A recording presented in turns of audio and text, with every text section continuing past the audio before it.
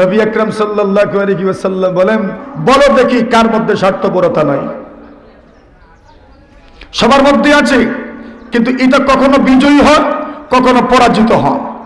আল্লাহ রাসূল বলছেন, ইয়াকুম ওয়াশ-শুহ ফাইন্নাহু আহলাকা মান কানা ক্বাবলাকুম। আল্লাহ রাসূল বলছেন, তোমরা স্বার্থপরতা থেকে বেঁচে থাকো, কিন্তু এই স্বার্থপরতা তোমাদের পূর্বসূরীদেরকে ধ্বংস করেছে, ইহুদদেরকে ধ্বংস করেছে, খ্রিস্টানদেরকে ধ্বংস করেছে। স্বার্থপরতা, আল্লাহ নবীজি বলেন, এদের স্বার্থপরতার কারণে গুনাহ একটা করে নাই, একটা অপরাধে আরো কতগুলো বড় বড় অপরাধ করতে বাধ্য হয়েছে। স্বার্থপরতা কার গুণ? ইহুদির গুণ, খ্রিস্টানদের গুণ। স্বার্থপরতা ইহুদি খ্রিস্টানদের গুণ। স্বার্থপর যখন মানুষ হয় তখন আরো 3 গুণা করে। কয়টা? কয়টা? কয়টা করে? কয়টা করে? 3টা করে। 1 নম্বর রাসূল বলেন, আমারাকুম বিজুলমি ফাযালামু। এদের স্বার্থপরতা তাদেরকে জালিম হতে উদ্বুদ্ধ করেছে, এই জন্য জুলুম করেছে। এই দুনিয়াতে যত মানুষ স্বার্থপর হয় তারাও জালিম হয়ে যায়। যেই বন্ধু স্বার্থপর বন্ধু হয়ে যায়, ওই বন্ধু তার বন্ধুর উপর জুলুম করে। করে না? বন্ধু বন্ধুর উপর জুলুম করে কেন? স্বার্থপর হয়ে গেছে। স্বামী স্ত্রীর উপর জুলুম করে কেন? স্বার্থপরতা। স্ত্রী স্বামীর অধিকার দিতে চায় না কেন? স্বার্থপরতা। শ্বশুর বাড়িওয়ালা জামাইয়ের বিরোধিতা করে কেন? জুলুম করে তার উপর। স্বার্থপরতা। আরে কথা বলে নাই দুনিয়াতে। দুনিয়াতে যত বন্ধন আছে, যত সম্পর্ক আছে, পারিবারিক যত বন্ধন আছে, এগুলো অটুট রাখার একটা মাত্রই প্রেসক্রিপশন স্বার্থপরতা মুক্ত। স্বার্থপর হয়ে গেলে আর কোনো বন্ধন থাকে না। উস্তাদ ছাত্রের বন্ধন থাকবে না। আরে স্বার্থপরতা থাকলে বাবার সন্তানের আপনার বন্ধন থাকবে না। এজন্য আল্লাহ বলেন, ওয়া উহদিরাতিল আনফুসুশ শুহ। মানুষের মনে যখন স্বার্থপরতা ঢুকে যায়, পারিবারিক বন্ধন ছিন্ন ভিন্ন হয়ে যায়। এই দুনিয়াতে আত্মীয়তার সম্পর্ক ছিন্ন হওয়ার পিছনের কারণ কি? মাথুন না আপনারা? স্বার্থপরতা। কি? স্বার্থপরতা। ভাইয়ের সাথে ভাইয়ের সম্পর্ক নাই কেন? স্বার্থপরতা। চাচার সাথে ভাতিজার সম্পর্ক নাই কেন? স্বার্থপরতা। মামার সাথে ভাগনার সম্পর্ক নাই কেন? স্বার্থপরতা। এটা নাই আমরার মাঝে? সামান্য না খুব আছে? কেমনে বুঝবেন? যখন মসজিদে ঢুকার পরে শুধু নিজেই ফ্যানের তলে বসার মন চাইবো, বুঝিয়ে নিজে স্বার্থপর। আপনারা মসজিদে ঢুকলেন আর কাউকে ফ্যানের নিচে আসতে দিবেন, শুধু নিজেই বসবেন, তো কিতা বুঝা গেল? মাতুন না আপনারা? স্বার্থপর। স্বার্থপরতার কার নাম? এদের নামই তো স্বার্থপরতা। আর যদি অন্যের চিন্তা করেন, না আমিও দাঁড়াইলাম, অন্যকে একটু সুযোগ করে দেই, তাহলে বুঝবেন আপনার মধ্যে স্বার্থপরতা আছে ঠিক, কিন্তু এটা বিজয়ী নয়, এটা পরাজিত। আপনি অন্যের স্বার্থেরও খেয়াল রাখেন। সুবহানাল্লাহ জোরে বলেন। তাহলে আমাদের মধ্যে স্বার্থপরতা আছে। রাস্তা দিয়ে যাচ্ছেন, মনে করে বাঁশের সাঁকু আছে, সাঁকু চিনেন? এটারে আপনার দেশও কি তাকে হুজুর হাকম চিনেন? হাকম অতুন না, হাকম দেখছেন না মনে হয়? দেখছেন হাকম। এখন হাকমে যদি একজন আরেকজনকে সাইড দেয় তো বুঝবেন স্বার্থপর না। আর সবাই যদি চায় আগে যাইতো নিজে, তো কিতা বোঝা গেল? অতুন না। আর স্বার্থপরতা কি? এটা গাছের গোটা বলে ওখানে গিয়ে তলাশ করা লাগবো? এটার নামই তো স্বার্থপরতা। যদি দেখবেন আপনাকে পাস হইতে দেয় না, বরং সেই পাস হইতে চায় আগে, তো বুঝিয়েন স্বার্থপরতা আছে না? নাই আছে। তবে সবটাই যে খারাপ এমন নয়, কিন্তু স্বার্থপরতা এমন এক কঠিন আপনার গুনাহ, যেই গুনাহ মানুষকে জালিম হতে উদ্বুদ্ধ করে। দেখবেন অনেক সময় গাড়িতে আগে ওঠার জন্য কত মানুষের ফায়ে ভাড়া দেওয়া হয়, ঠিক না? জুলুম করলেন না আপনি? করলেন তো। আবারাকুম বিজুলমি ফাযালামু ওয়া আবারাকুম বিল কাতিয়াতি ফাকাতাউ। এক বক্তার টাইম মনে করেন ওয়াজে আপনি আসলেন, আর এই ওই বক্তার টাইম, ওই টাইমে ওয়াজ করে চলে গেলেন আপনি। এটার নাম কি? মাতুন না আপনারা? এখন আরেকজনের কি হইল আর না হইল ওটা চিন্তাই নাই আমার। আমারকম বিজুলমি ফাযালামু। এর স্বার্থপরতা সামাজিক শৃঙ্খলা নষ্ট করে। এই ভদভ্যাস কত বাইরে আমাদের মধ্যে এটা বিস্তার লাভ করেছে, হিসাব নাই। কষ্ট হইতেছে আপনারা? রাসূলুল্লাহ সাল্লাল্লাহু আলাইহি ওয়াসাল্লাম বলছেন, আমারাকুম বিজ-যুলমি ফাযালামু ওয়া আমারাকুম বিল কাতিআতি ফাকাতাউ ওয়া আমারাকুম বিল ফুজুরি ফাফাজারু। স্বার্থপরতা মানুষকে মিথ্যা বলার জন্য বাধ্য করে। স্বার্থপর যারা হয়, এটার চাইতে মিথ্যক দুনিয়াতে আর কেউ নাই। সবচেয়ে বড় মিথ্যক যারা স্বার্থপর। ওটা ঠিক করেন, যারা স্বার্থপর এরা মিথ্যা বলে। আল্লাহ রাসূল বলছেন, ইহুদি খ্রিস্টান এরা ধ্বংস হয়েছে স্বার্থপরতার কারণে। কেমনে স্বার্থপরতার কারণে ধ্বংস হইল? বলে জুলুম করেছে, আত্মীয়তার সম্পর্ক ছিন্ন করেছে। আত্মীয়তার সম্পর্ক ছিন্ন করার সাথে সাথে মিথ্যা বলেছে। রাসূলুল্লাহ সাল্লাল্লাহু আলাইহি ওয়াসাল্লাম বলেন, এই জন্য স্বার্থপরতা থেকে বেঁচে থাকো ইনশাআল্লাহ। বলেন জোরে কম। সারা জীবনের মাঝে কোনো কাজ হবে না যদি বদভ্যাস পরিহার করতে না পারেন। আমি যদি না পারি, আপনি যদি না পারেন, জীবনেও কাজ হবে না। ওয়াজে স্বার্থপরতার ঊর্ধ্বে উঠার দরকার। দুনিয়াতে অন্যের জন্য কিছু করার দরকার ইনশাআল্লাহ। বলেন জোরে বলেন। অন্যের জন্য কিছু করার মন মানসিকতা থাকার দরকার। যদি প্রায়োরিটি দিতে পারেন না, স্যাক্রিফাইস যদি করতে পারেন না, তো সমাজে চলবেন কিভাবে? এটার মন মানসিকতা থাকতে হবে। রাসূলুল্লাহ জীবন আদর্শ আপনি দেখেন, স্যাক্রিফাইস, অন্যের স্বার্থকে প্রাধান্য দিয়েছেন। অন্যের স্বার্থ হাসিল করার জন্য, অন্যের স্বার্থ যেন হাসিল হয়ে যায়, নিজের জীবনটাকে পর্যন্ত বিলিয়ে দিয়েছেন স্বার্থপরতার ঊর্ধ্বে উঠে। রাসূলুল্লাহ সাল্লাল্লাহু আলাইহি ওয়াসাল্লাম বলেন, এমন কত রোগ আছে যে রোগ মানুষের আমলকে ধ্বংস করে দেয়। আসেনি এমন রোগ? এমন এক রোগের আরেক রোগের নাম হইল হিংসা। হিংসা আছে? হিংসা চিনেননি আপনারা? হিংসা। আচ্ছা, আপনি কারোর নেয়ামত দিকে আপনি হিংসুক হইলেন, তো আপনি হিংসা করছেন মানে আল্লাহ যে তারে দিয়েছেন আপনি সন্তুষ্ট না।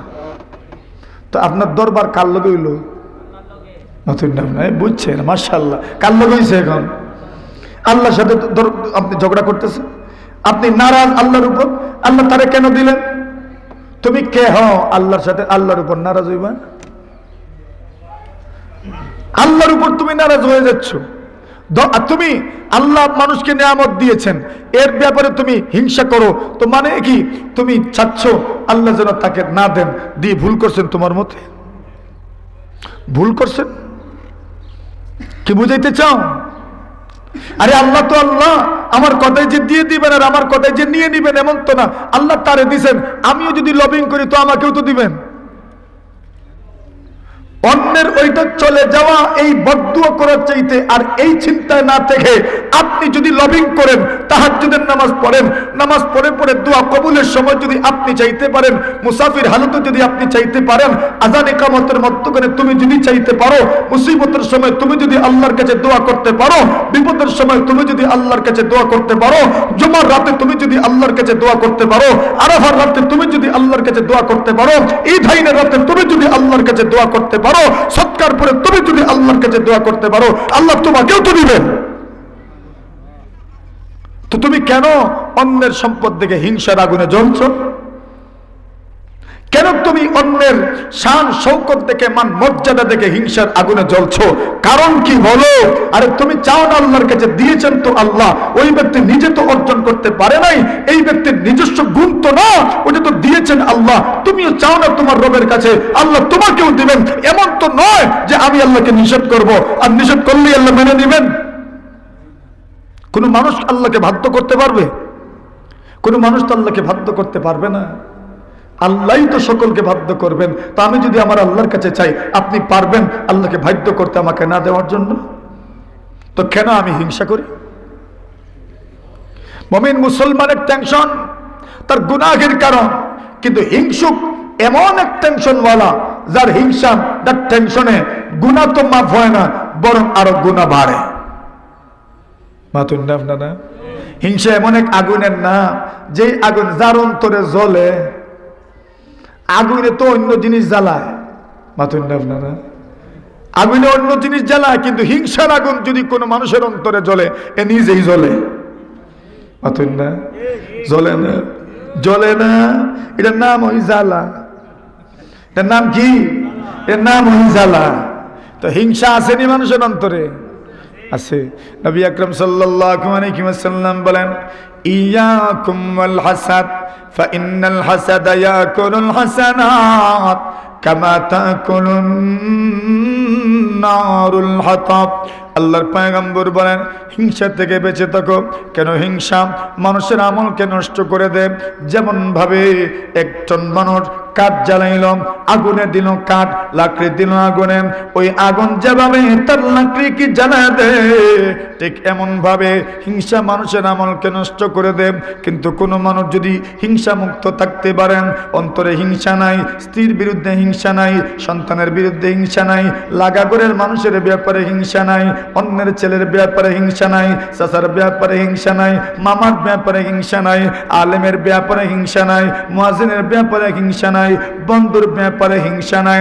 আল্লাহ রাসূল বলেন, হিংসা মুক্ত অন্তরওয়ালা যদি হতে পারো, আল্লাহ জানায়া দিয়েছেন ওয়াজা বিকলবিম মুনিব, তার অন্তর যদি হিংসা মুক্ত হয়, তার অন্তর যদি কিবির মুক্ত হয়, অহংকার মুক্ত হয়, দম্ভ মুক্ত হয়, আল্লাহর ভান্ডার অন্তর যদি একদম ফ্রেশ অন্তরওয়ালা যদি হয়, আল্লাহ রাসূল সাল্লাল্লাহু আলাইহি ওয়াসাল্লামকে আল্লাহ পাক জানায় দেন, এমন ফ্রেশ অন্তরওয়ালা ব্যক্তি মহান আল্লাহর জান্নাতের মেহমান হয়ে যাবে। অন্তর যদি ভালো থাকে জান্নাতের মেহমান। আর অন্তর যদি কালো হয়ে যায়, কদর্যপূর্ণ হয়ে যায়, কলুষতাযুক্ত যদি হয়ে যায়, ওই অন্তর নিয়ে আপনি খারাপ অন্তর নিয়ে জান্নাতে যাইবেন, এটা আশা করে লাভ নাই। কথা বুঝছেন? খারাপ অন্তর যাদের, এদেরকে দুনিয়ার মানুষই বালা পায় না। মানুষে কয় এই লোকটা দেখতে সুন্দর হইল, বৃত্তর খালা। আপনারা কয়নি না? দুনিয়াতে তার সম্মান নাই, পরকালে কিসের সম্মান? দুনিয়াতে তার সম্মান নাই। আল্লাহ বলছেন ফি কুলুবিহিম মারাদ, এদের দিলে রোগ আছে, ফাযাদাহুমুল্লাহু মারাদা, আল্লাহ পাক তাদের রোগ আরো বাড়ায় দেন। কেন? যে রোগ আপনার শরীরে আছে, আপনার অন্তরে আছে, ওই রোগের কারণে আরো রোগ বাড়েন, আরো রোগ বাড়েন, আরো রোগ বাড়েন। আল্লাহ রাসূল বলেন, আল্লাহ পাক রব্বুল আলামিন মানুষের অন্তরে এমন এমন রোগ দেন, ওই রোগগুলো যদি সে যদি ওই রোগগুলোর উপর যদি কর্তৃত্ব প্রতিষ্ঠিত করতে পারেন, আল্লাহ রাসূল সাল্লাল্লাহু আলাইহি ওয়াসাল্লাম বলেন, তার জন্য বাকি সমস্ত নেক আমলগুলো করা একদম সহজ হয়ে যাবে। কোন মানুষ যদি হিংসা মুক্ত থাকে, ওই ব্যক্তি যে জান্নাতি হবে। পয়গম্বর আলাইহিস সালাতু ওয়াস সালামের সাহাবে আব্দুল্লাহ ইবনে আমর ইবনে আস রাদিয়াল্লাহু তাআলা আনহু বলেন, একদিন আমরা রাসূল সাল্লাল্লাহু আলাইহি ওয়াসাল্লামের খেদমতে বসলাম।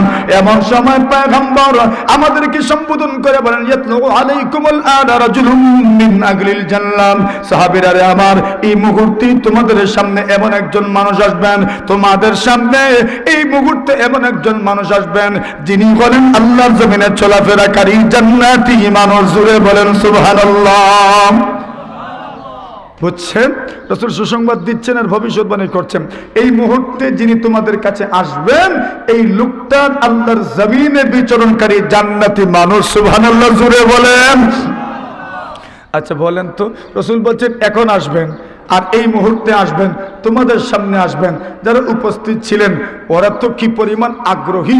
সুবহানাল্লাহ, জান্নাতি মানুষ বুঝি এখন আমাদের সামনে আসবে, ওনাকে তো দেখার দরকার। কথা বলেন ঠিক না বেঠিক? যদি এখানে বলা হয় অমুক ব্যক্তি আসবেন, যেই ব্যক্তির জন্য আপনার দিলে মহব্বত আছে, অথবা যেই জায়গাতে যাওয়ার জন্য আপনি আপনার স্বপ্ন, যেই জায়গায় পৌঁছা, যেই পজিশনে যাওয়া আপনার স্বপ্ন, এমন একজন মানুষ যদি এখানে আসে, তো আপনার মন চাইব আপনি তাকে একবার দেখবেন। সাহাবায়ে কেরাম বলেন, আমরা তো চতুর্দিকে থাকাই, চোখ কান খুলে রাখছি, দেখবো কে আসে। যেই ব্যক্তি আসবে সেই তো জান্নাতি মানুষ। দুনিয়াতে বিচরণকারী জান্নাতি মানুষ নিজের চোখে দেখতে পারবো, এর চাইতে বড় সৌভাগ্য আর কি হইতে পারে? আল্লাহর নবীর সাহাবায়ে কেরাম বলেন, আমরা চতুর্দিকে তাকাচ্ছি, এমন সময় দেখি এমন একজন মানুষ, এমন একজন আল্লাহর বান্দা আমাদের সামনে আসলেন। উনি ঈমানদার, নেক আমল করেন, তাও আমাদের জানা আছে, কিন্তু উনি যে জান্নাতি মানুষ, দুনিয়াতে রাসূল সুসংবাদ দিয়েছেন, ইনি যে দুনিয়াতে সুসংবাদ প্রাপ্ত জান্নাতি মানুষ, ওইটা আমাদের বিশ্বাস হইল না। সুবহানাল্লাহ বলে। কিছু মানুষ আছে না দুনিয়াতে, দেখতে বোঝা যায় না, দেখতে কত মানুষ আছে কয় এবার ধন সম্পদ আছে, দেখলে বোঝা যায় না, আছে না নাই? অথচ ধন সম্পদের কুমির হয়ে গেছে, কিন্তু দেখলে বোঝা যায় না। মানুষ এটা প্রশংসার সাথে বলে, দেখলে আপনি বুঝবেন না তার যে এত সম্পদ। আর আমরা সিলেটের মানুষ তো মাশাআল্লাহ যা আছে এর চেয়ে বেশি দেখায়, কথা কই ঠিক না বেঠিক? এটা আমরা সিলেটের মানুষের অভ্যাস, যা আছে এর চেয়ে বেশি দেখানো পছন্দ করি আমরা। আর অন্য ডিস্ট্রিক্টের মানুষ এরা যা আছে এর চেয়ে আরো কম দেখায়। তবে আমাদেরটাও খারাপ না, আলহামদুলিল্লাহ। আল্লাহ রাসূল বলছেন ইন্নাল্লাহা ইউহিব্বু আইয়ারা আসারা নি'মাতিহি আলা আবদিহি। আল্লাহ তাআলা পছন্দ করেন আল্লাহ তার বান্দাবান্দিকে যে নিয়ামত দিয়েছেন ওই নিয়ামতগুলো আল্লাহ তার বান্দাবান্দির সামনে, তার বান্দাবান্দির শরীরে, তার বান্দাবান্দির আচরণে চলাফেরা দেখাকে পছন্দ করেন। সুবহানাল্লাহ। এটাও ভালো, ওইটাও ভালো যে আপনি এত দেখায়েন না, না দেখানো ভালো। ওনাদেরটাও খুব ভালো মাশাআল্লাহ, অন্য অন্য জায়গার লোকজন যেটা করে খুব ভালো মাশাআল্লাহ। এখন কথা হইল, যেই কথা বলতে চাই, আল্লাহর নবীর এই সাহাবী উনিও যে জান্নাতি মানুষ, সাহাবাদের বিশ্বাস করিল না। এখন সাহাবায়ে কেরাম বলেন আচ্ছা রাসূল তো বলছেন, তো বিশ্বাস না কইরাও তো কোনো উপায় নাই। আচ্ছা ঠিক আছে মানলাম উনিও জান্নাতি মানুষ, কিন্তু পুরাই ইয়াকিন হয় না। একটা হইল কোনো মতে মেনে নেয়া, না মাইনা পারা যায় না। আর আরেকটা হইল অন্তর এটাকে কবুল করে নেওয়া। বোনেরা বলেন পরের দিন ওই টাইমে আবার বলেন ইয়াতলুহু আলাইকুমুল আনা রাজুলুম মিন আহলিল জান্নাহ, তোমাদের সামনে এই মুহূর্তে এমন একজন মানুষ আসবেন যিনি জান্নাতি মানুষ। সুবহানাল্লাহ, জোরে বলেন। 2 নম্বর দিন আবার বলছে আল্লাহর নবীর সাহাবায়ে কেরাম বলেন আজকে আমরা তাকায় রইলাম, দেখি কে আসে। তাকায় দেখি গতদিন আল্লাহর যে বান্দা, আল্লাহর যে ওলি আমাদের সামনে এসেছিলেন জান্নাতি মানুষ। নবী বলছেন ইয়াতলু আলাইকুমুল আনা রাজুলুম মিন আহলিল জান্নাহ, সাহাবীরা রে এই মুহূর্তে তোমাদের কাছে এমন একজন মানুষ আসবেন যিনি জান্নাতি মানুষ। ওই লোকটাকে দেখেছি, আজকে রাসূল বলেছেন এমন একজন মানুষ আসবেন যিনি জান্নাতি মানুষ। তাকায় দেখি গতকাল যিনি এসেছিলেন আল্লাহর সেই বান্দা আবার আমাদের সামনে উপস্থিত হয়ে গেছেন। সুবহানাল্লাহ। এইবার তো গত দিনের তুলনায় আর একটু ইয়াকিন হয়ে গেল, আর একটু বিশ্বাস হয়ে গেল ইনি এই জান্নাতি মানুষ। আল্লাহর নবীর সাহাবায়ে কেরাম বলেন পরের দিন আবার পয়গম্বর বলেন সাহাবীরা রে ইয়াতলু আলাইকুমুল আনা রাজুলুম মিন আহলিল জান্নাহ, ওরে সাহাবীরা আমার এই মুহূর্তেই তোমাদের সামনে এমন একজন মানুষ আসবেন যিনি হচ্ছেন জান্নাতি মানুষ। একদিন নয়, 2 দিন নয়, 3 নম্বর দিন রাসূল ঘোষণা করেছেন, ভবিষ্যৎবাণী করেছেন তোমাদের সামনে এমন একজন মানুষ এই মুহূর্তে আসবেন যিনি জান্নাতি মানুষ।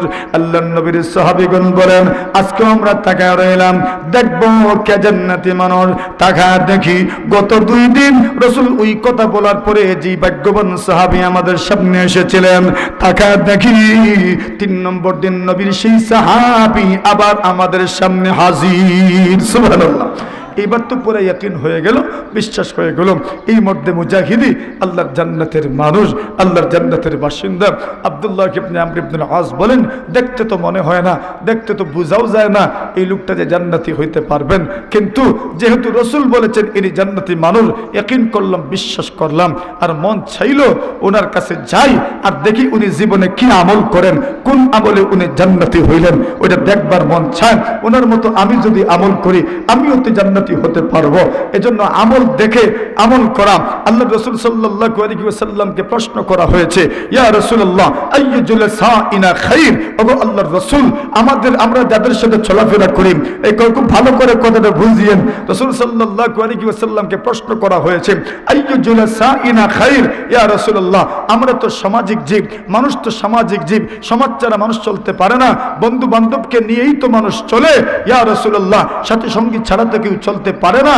ইয়া রাসূলুল্লাহ কাকে বন্ধু বানাবো, কার সাথে বসবো, কার সাথে চলাফেরা করবো? সুবহানাল্লাহ। বলুন এটা কইতাম না আমি কার সাথে চলাফেরা করতাম, কইতাম হুজুর কই, বাকিরা কইব এতদিনের বন্ধুত্ব ছাড়তাম কেমনে। রাসূলুল্লাহ সাল্লাল্লাহু আলাইহি ওয়াসাল্লাম এক হাদিস শরীফে তো রাসূল সাল্লাল্লাহু আলাইহি ওয়াসাল্লাম বলেন লা তুসাহিব ইল্লা মুমিনা, খুব ভালো করে আল্লাহ রাসূল বলছেন লা তুসাহিব ইল্লা মুমিনা, তুমি সঙ্গী মুমিনকেই বানাবে। কাকে বানাবে বলেন? আরে সঙ্গী কাকে বানাবেন? চলার পথের সঙ্গী কে হবে? মুমিন হবে। যদি বেঈমান হয় ওই বেঈমান তোমাকে তার বাড়িতে দাওয়াত দিবে, তার অনুষ্ঠানে তোমাকে দাওয়াত দিবে, বন্ধুত্বের খাতিরে তুমি তার অনুষ্ঠানে যাবে। গেলে পরে কি আল্লাহ রাসূল বলছেন তোমরা তাদের গির্জায়, তোমরা তাদের মন্দিরে, তোমরা তাদের হিন্দু কোন বিধর্মীদের উপাসনালয়ে তোমরা প্রবেশ করিও না, কেন এই জায়গায় আল্লাহর গজব নাজিল হয়। কি নাজিল হয়? মা তন্না রে বা গেছন্না এরার ফুজা উজাত গেছন্না রাসূল বলছেন আল্লাহর গজব নাজিল হয়, গজব নাজিল হয়, গজব নাজিল হয়। এজন্য রাসূল বলছেন প্রথমে লা তুসাহিব ইল্লা মুমিনা, মুমিন ছাড়া কাউকে বন্ধু বানায় না। সবার সাথে আচরণ সুন্দর হোক। আমার হিন্দু ভাই, আমার দেশের বাসিন্দা, আমার ক্লাসমেট, আমার সাথে চলাফেরা করে সুন্দর কথাবার্তা হবে তার সাথে সুন্দর, কিন্তু বন্ধু সকলকেই বানাইতে হইব। তো সব বন্ধুরে বন্ধু বানাইলে বন্ধুর দাম কি আবার? সবরাই তুই যদি সবে কদর হয় তো সবে কদরের দাম কি? তা কথা বুঝেন নাই? গড় হারে যদি বন্ধু হয় তো বন্ধুর দাম কি? সবাই বন্ধু, friend friend friend friend circle, সবাই যদি সমান তাদের ফ্রেন্ড হয়, বন্ধু হয়, তো বন্ধুর দাম কি আবার? বন্ধু তো সবাই হইতে পারে না। আরে বন্ধু নির্বাচন করতে হয় এমন ভাবে। তো বলছেন লা তুসাহিব ইল্লা মুমিনা, তুমি চলবে, তুমি উঠবে বসবে, তুমি চলাফেরা করবে কার সাথে? মুমিনের সাথে। কোন অমুসলিমকে তুমি বন্ধু বানায়ো না। সুবহানাল্লাহ বলেন। বানাবেন, আল্লাহর নির্দেশনাকে অমান্য করবেন। স্পষ্ট কথা। ইমানদারদের জন্য সবচেয়ে বড় দুশমন যারা মুশরিক, ইমানদারদের জন্য সবচেয়ে বড় দুশমন কে? মুশরিক। আমার কথা না আল্লাহর কথা। তা মুশরিককে আপনি কেমনে বন্ধু বানাইবেন বলেন? বিজাতিকে আপনি কেমনে বন্ধু বানাইবেন বলেন? কিন্তু আমরা তো বানাচ্ছি। লা তুসাহিব ইল্লা মুমিনা, রাসূল বলছেন মুমিন ছাড়া কাউকে বন্ধু বানায় না। সুবহানাল্লাহ বলে। কষ্ট হইতাছে? এরপরে কইছেন ওয়ালা ইয়াকুল তাআমাকা ইল্লা তাকিয়ুন, ভালো মানুষ এই জন্য তোমার ঘরের খাবার খায়। সুবহানাল্লাহ বলেন। কে খাইতো? জোরে কোন? মুরব্বী মানুষ, আল্লাহওয়ালা মানুষ, আলেম মানুষ, বন্ধু বান্ধবদের মধ্যে ভালো মানুষ, এরাই যেন খায়। সুবহানাল্লাহ। কোন খারাপ মানুষ যেন তোমার ঘরে খাবার না খায়। হ্যাঁ, বিপদগ্রস্ত, অসহায়, ক্ষুধার্ত দেন, এটা অন্য বিষয়। কিন্তু এমন দাওয়াত আর জিয়াফত ভালো মানুষরাই যেন খায়। সুবহানাল্লাহ বলেন। ইফতার মাহফিলের আয়োজন করেন, একটা নামাজ পড়ে না?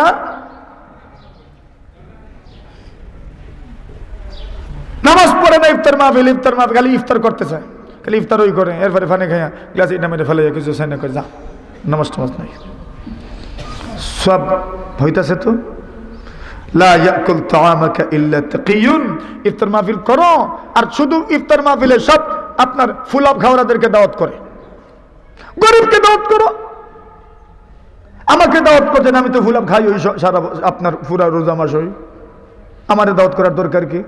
যে বেটা খাইতে পারে না ফুলাবের এক দাওয়াত করো, পারো না? এরা দাওয়াত করো। হ্যাঁ বলে বন্ধুরে তো দাওয়াত করতাম, হ্যাঁ বন্ধু হিসেবে দাওয়াত করো। বন্ধুর অর্থ এইটা নেই বলে ওই সব এখানে তাই তো কোন বেনামাজি এই তো খালি। বন্ধুরেও দাওয়াত করো, রাজনৈতিক লিডারদেরকে দাওয়াত করো, কিন্তু সাথে সাথে গরিবদের জন্য কিছু বরাদ্দ রাখো। কমপক্ষে 10 জন 20 জন গরিব থাকো, যারা পুরা মাসের ভিতরে পোলাও দেখে নাই, ডিম দেখে নাই, গরুর গোশত দেখে না। এটা কি অস্বীকার করতে পারবেন? এই সমাজে কত মানুষ আছে, আপনি মাসের মাস গরুর গোশত দিয়ে পোলাও বানাচ্ছেন, গরুর গোশত দিয়ে সেহরি খাচ্ছেন। এই মাসের মাস কত মানুষ আছে একটা দিনও গরুর গোশত দেখে নাই। তারে দাওয়াত করো, তারে দাওয়াত করো। তেলের মাথায় তেল দিও না। হাত দিয়ে দিবেন, খালি বড় বড় হুজুর তুকায় হাত দিয়ে দিত, বড় হুজুরে বুঝি হাত দিয়ে দিত। আরে বড় হুজুরের অভাব, বড় হুজুরের অভাব। তোমার মসজিদের ইমাম তুমি দেখো না, তোমার মসজিদের মুয়াজ্জিন তুমি দেখো না, মক্তবে তোমাকে পড়িয়েছেন তোমার হুজুর, তোমার চোখে লাগে না?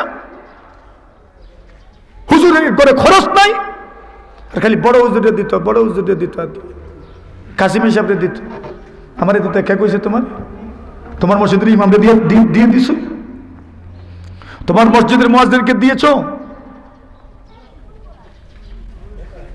এই দুনিয়া হুজুর, আল্লাহর কত বান্দাবান্দি দুনিয়াতে আছে, অভাবী কত আলেমের ফ্যামিলি আছে, কত ইমামের ফ্যামিলি আছে, কত মাদ্রাসা শিক্ষকের ফ্যামিলি আছে, ফ্যামিলি চালাতে পারে না।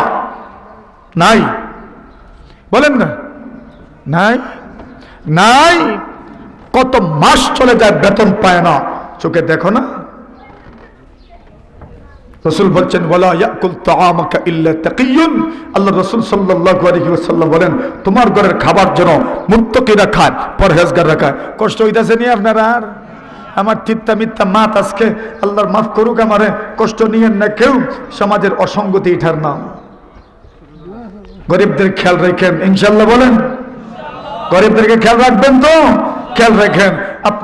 আপনারে টিউশনি পড়াইছেন কোন হুজুর মনে করেন, মনে থাকার তো কথা, টিউশনি পড়ছেন হুজুরের কাছে, মক্তবে পড়ছেন হুজুরদের কাছে, ওই হুজুরদেরকে খেয়াল রাখেন।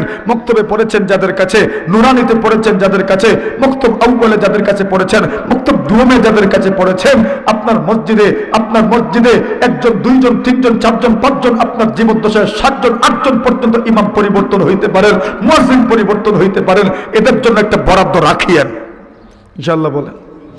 বলেন ইনশাআল্লাহ। বলেন খালি বড় হুজুরের দিতে, বড় হুজুরের অভাব, এর তো অভাব নাই, দিছে আল্লাহ, আর কিটা দিতে বাস। দোকানদার আপনি, আমি দোকানে গেলে কইবেন হুজুর 20 টাকা কম রাখবো আপনার কাছ থেকে, কেন? আমার তো আছে, আমার তো এই ফুলেটা রাখো। আরেকজন গরিব গেলে 5 টাকা কম রাখো না, ওনার কাছ থেকে 5 টাকা কম রাখো। সুবহানাল্লাহি ওয়া বিহামদিহি সুবহানাল্লাহিল আযীম। আল্লাহ মাফ করুক। মেরে মুহতারাম হাজিরিন, তো বলছিলাম কোন কথা মনে আসেনি? এখন উনি গেছেন মেহমানের বাড়ি, ওই সাহাবীর বাড়িতে, যিনি জান্নাতি মানুষ। উনি বলেন আমি আপনার ঘরে মেহমান হইতে চাই। সুবহানাল্লাহ বলেন, আমি আপনার ঘরে মেহমান হইতে চাই। উনি বলেন মেহমান হইবেন, ভালো কথা, সুবহানাল্লাহ, এটা আমার কত বড় তাকদীর। আমার ঘরে কেউ যাইছে আসা মেহমান হইতে চায়, নিজে আসে আর মেহমান হইতে চায়। মেহমান রাখলেন 3 দিন মেহমানদারি। কয়দিন বলেন না? 3 দিন মেহমানদারি। 3 দিন পরে চলে যাবেন। যাওয়ার সময় এবার মেজবানকে বলেন আপনার কাছে আমার একটা প্রশ্ন আছে, প্রশ্নটা আগে করি, উত্তর দিবেন। উনি বলেন কি প্রশ্ন করতে চাও? নবীজির খেদমতে ছিলাম, নবীজি 3 দিন বলেছেন এই মুহূর্তে এমন একজন মানুষ আসবেন যিনি জান্নাতি মানুষ। এখন আমরা 3 দিনেই আপনারে দেখছি, তো আপনিই তো জান্নাতি মানুষ। এমন কি তা আমল আপনি করেন যে আমলে আপনি জান্নাতি হইলেন? ওই আমলটা আমি শুনতে চাই। আল্লাহর বান্দা বলেন এমন আমল তুমি শুনতে চাও আমার কাছে? আমি তো যে আমল করি এটা কবুল যে হই এটাও তো জানি না আমি, আর জান্নাতি হয়ে যাবে এমন আমল জানতাম কেমনে?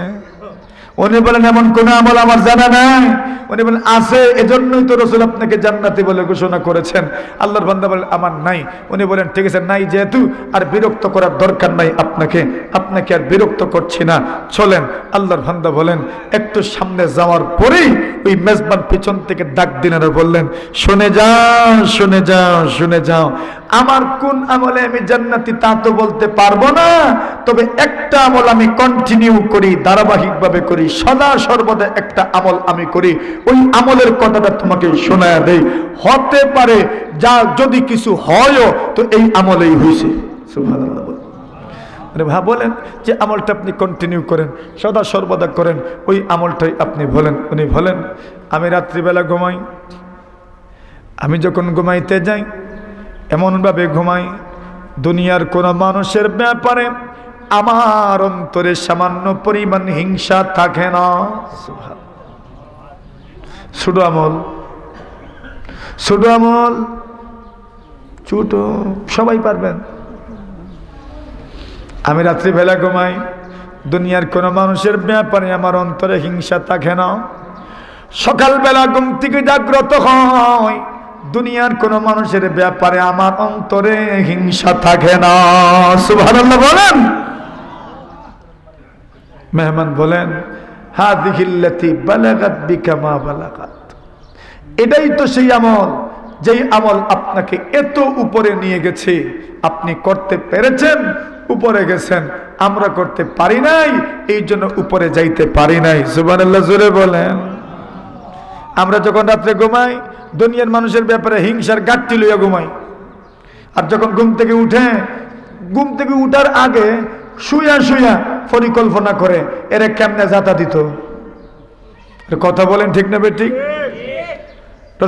রসুলের সাহাবী বলেন ঘুমাইয়া মত অবস্থায় অন্তরে কোনো হিংসা নাই মানুষের ব্যাপারে, ফ্রেশ মনের মানুষ। আলহামদুলিল্লাহ, এই দুনিয়াতে কিছু মানুষ আছে এরা বড় ফ্রেশ মনের অধিকারী। কিছু যুবকও আছে দেখবেন চেহারার দিকে তাকাইলেই বুঝবেন এরা দুনিয়ার ফেস ফাঁসে না। আর কিছু আছে এর চোখের ইঙ্গিতেই বুঝবেন সারা দুনিয়ার ফেস তার ভিতরে আছে না নাই? কিছুর কথাবার্তাই বুঝবেন ফেস টেস বুঝে না, সরল মনের অধিকারী। ওই মানুষগুলোকে নষ্ট করি আমরা। আমাদের মতো যারা মোড়ল আছে, মোড়ল, এই মোড়লরাই নষ্ট করে এদেরকে, মোড়লরা নষ্ট করে এদেরকে। রাসূল বলছেন আল হাসাদু ইউতফিউ নূর আল হাসানাত, আপনি নেকি করবেন, কিছু নেকি তো এমনিই শেষ, আর কিছু নেকি আছে আপনি নেকি করবেন ঠিক, কিন্তু হিংসার কারণে নেকির মধ্যে কোনো নূর থাকবে না, কোনো নূর থাকবে না, কোনো আলো থাকবে না। এবার বলেন হিংসা করতাম না ছাড়তাম? জোরে কোন। এইবার আপনাদেরকে এক সূরা মুখস্থ সূরা থেকে কিছু তিলাওয়াত করাই। কুল আউযু বিল ফালাক তিলাওয়াত করেন সবাই, করেন রে বা ফালাক সূরা তিলাওয়াত, কুল আউযু বিল ফালাক তিলাওয়াত করেন, বড় করে করেন না। কুল আউযু বিরাব্বিল ফালাক মিন শাররি মা খালাক ওয়া মিন শাররি গাসিকিন ইযা ওয়াকাব ওয়া মিন শাররিন নাফাসাতি ফিল উকাদ। পরে মাশাআল্লাহ শেষ আয়াত কি? এই সূরা আল্লাহ কি শিখাচ্ছেন? কুল, রাসূল আপনি বলেন আউযু বিরাব্বিল ফালাক, আমি প্রভাতের রবের কাছে আশ্রয় প্রার্থনা করি। কিসের থেকে আশ্রয় প্রার্থনা করেন? মিন শাররি মা খালাক, আল্লাহ তার দুনিয়াতে যত অনিষ্ট, যত জিনিস সৃষ্টি করেছেন সবকিছুর অনিষ্ট থেকে আশ্রয় প্রার্থনা করি। সুবহানাল্লাহ বলেন। এইভাবে বলতে বলতে সূর্যের অনিষ্ট থেকে আশ্রয় প্রার্থনা করি, জাদুঘিরদের অনিষ্ট থেকে আশ্রয় প্রার্থনা করি, বলতে বলতে সর্বশেষ বলেছেন ওয়া মিন শাররি হাসিদিন ইযা হাসাদ, হিংসুকদের অনিষ্ট থেকে আশ্রয় প্রার্থনা করি। সুবহানাল্লাহ বলেন। হিংসুকদের অনিষ্ট এত মারাত্মক, এত মারাত্মক, এত মারাত্মক, জাদুগীরদের অনিষ্ট। আর আল্লাহর মাখলুকের মধ্য থেকে সূর্যাস্তের সময়, সূর্য উদিত হওয়ার সময় যত উপদ্রব হইতে পারে, অনিষ্ট হইতে পারে, এদের মতো হিংসুকদের অনিষ্ট। এজন্য আল্লাহ তাআলা শিখাচ্ছেন হিংসুকদের অনিষ্ট থেকে বাঁচার জন্য আল্লাহর কাছে আশ্রয় প্রার্থনা করো, নতুবা হিংসুকদের যে হিংসা একবারে জ্বালাইব আপনারে। ঠিক না ঠিক? তবে ঈর্ষা করতে পারেন। একজনকে আল্লাহ নিয়ামত দিয়েছেন, আপনি আল্লাহকে বলবেন আল্লাহ তারে যেমন দিয়েছেন আমাকেও এমন দান করেন, তারটা থাকুক, তারটা নষ্ট না হোক, এই দোয়া আপনি করতে পারেন। তারটা থাকুক এই দোয়া করবেন, আল্লাহ আপনার যেন আপনাকেও দান করেন, ওই দোয়া আপনি করতে পারেন। ওইটার নাম হইল ঈর্ষা। আল্লাহ রাসূল বলছেন আল্লাহ পাক যেই ব্যক্তিকে কোরআন সুন্নাহর ইলম দান করেছেন, কোরআন কিতাব পড়ার তৌফিক দান করেছেন, দিবানিশি কোরআন সুন্নাহ তিলাওয়াত করে, কোরআন মাজিদ তিলাওয়াত করে, আমল করে, কেউ বলল আল্লাহ ওই ব্যক্তি যেমন দিনরাত আল্লাহর কোরআন তিলাওয়াত করে আমি এরকম করতে চাই। সুবহানাল্লাহ বলেন। আল্লাহ বলেন তোমার জন্য এমন চাওয়া যায়। কোন আল্লাহর বান্দা দিবানিশি গোপনে প্রকাশ্যে আল্লাহর রাস্তায় দান করে, আল্লাহ রাসূল বলছেন কেউ যদি বলে আল্লাহ ওই ব্যক্তিকে আপনি যেমন সম্পদ দান করেছেন, দিবানিশি আল্লাহর বান্দা আল্লাহর রাস্তায় দান করে, আল্লাহ আমিও চাই আপনি আমাকে এমন সম্পদ দান করেন, দিবানিশি আমি আপনার রাস্তায় সদকা করব। সুবহানাল্লাহ জোরে বলেন। এইরকম ঈর্ষা করা জায়েজ আছে, ঈর্ষা করা জায়েজ আছে। একজন দিল, আপনিও বিনিময়ে আল্লাহকে বললেন আল্লাহ আমারও এরকম সম্পদের অধিকারী বানাইলে আমিও দিব। সুবহানাল্লাহ বলেন। তাহলে যদি আল্লাহ আপনাদেরকে সম্পদশালী বানান তো দিবেন নি? জোরে কোন। এর মানে যা এখন দিচ্ছেন এর চেয়ে বেশি দিবেন। আমি দেখতাম চাই আল্লাহর কোন বান্দা এখানে আছে মধ্যে মুজাহিদ যে বলবে আল্লাহ আমাকে আপনি যাই দিয়েছেন আলহামদুলিল্লাহ, আমার ওই নিয়ামত থেকে আমি সামান্য আপনার নবীর বাগানে দান করলাম, আপনার নবীর বাগানে দিলাম।